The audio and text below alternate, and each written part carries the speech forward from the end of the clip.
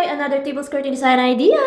Sa last video natin mga ka-DIY, gumawa tayo ng tribal ethnic theme na table skirting design. Ngayon gagawa natin siya ng design 2 para meron kayong mapagpipili ang design. So una sa base natin, same pa rin doon sa part 1 natin, walang pleats yung base natin. So plain lang siya. Next naman ay mag-measure lang tayo sa table natin ng 4 inches kada marking. Next, i-insert na natin yung printed na tela na gagamitin natin para sa ating tribal design. Ipipin muna natin yung pinakadulo doon sa likod ng ating table. At dito naman sa side ng table natin, hindi na ako maglalagay ng pleats. Dito na tayo sa front table magfo-focus maglagay ng mga pleatses. So ang gagawin natin ay yung running knife pleats. So ipa-zigzag-zigzag lang natin para mas mabilis yung paggawa natin ng knife pleats. Ito yung mabilis na paraan ng paggawa ng knife pleats kasi ipa-zigzag-zigzag mo lang. Kailangan mo lang lagyan ng mga marking muna yung table nyo para pag pleats na kayo, so mabilis na siya. Kumpara doon sa gagawa ka muna ng single pleats tapos gagawing knife pleats, so mahaba yung oras na magagamit. So mas maganda tong pa-zigzag-zigzag kasi mabilis siya. Ang magagamit lang natin na tela dito sa base natin, yung black na tela ay 4 yards. Dito naman sa printed natin na tela ay 8 yards. At ito na yung magiging itsura niya. Napakaganda pa rin tingnan kahit walang mga dagdag design. So plain lang siya na knife pleats. Pagkatapos natin magawa yung knife pleats natin, so magme-measure tayo ng 5 inches simula sa taas pababa, ayan.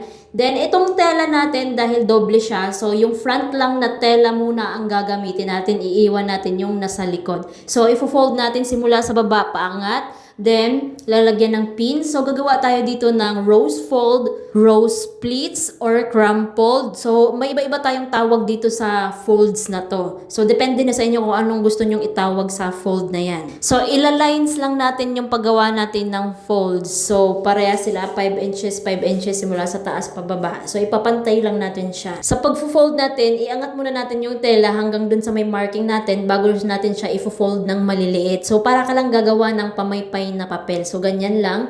Then, lagyan ng pin. So, yung sa pagpipins naman, dapat ganito ang gawin nyo. Ido-double pin mo siya. So, pagtusok mo, tago sa likod. Then, ibalik mo siya sa pinagtusukan sa harap para maging matibay yung pagpins. Hindi siya agad-agad natatanggal. Next, continue lang natin yung paggawa natin ng mga folds. Ayan. So, bali naka-lines yung mga folds natin. At ito na yung magiging itsura niya. Ayan. So, ang next natin gagawin nito, pagkatapos natin magawa itong mga folds, so, dito sa pinakababa, dahil may natira pa tayong tela sa likod niya, so, ang gagawin natin dito ay gagawa tayo ng triple V-shape. So, dito tayo mag-start sa center ng ating table. So, dito sa pinakababa niya, magme-measure ka lang ng isang dangkal, ayan. Then, ifo-fold natin siya ng maliliit at lagyan ng pins. So, simula sa baba, so, paangat tayo ng paangat gagawa ng mga folds. So, magkakaroon siya ng paslant. Simula sa center, papuntang taas, magiging slant na yung fold natin. Bago kayo mag-fold sa baba, i-divide nyo muna yung mga pleatses nyo into 3. So, magkakaroon kayo ng 3 set para sa gagawin yung V-shape design sa baba.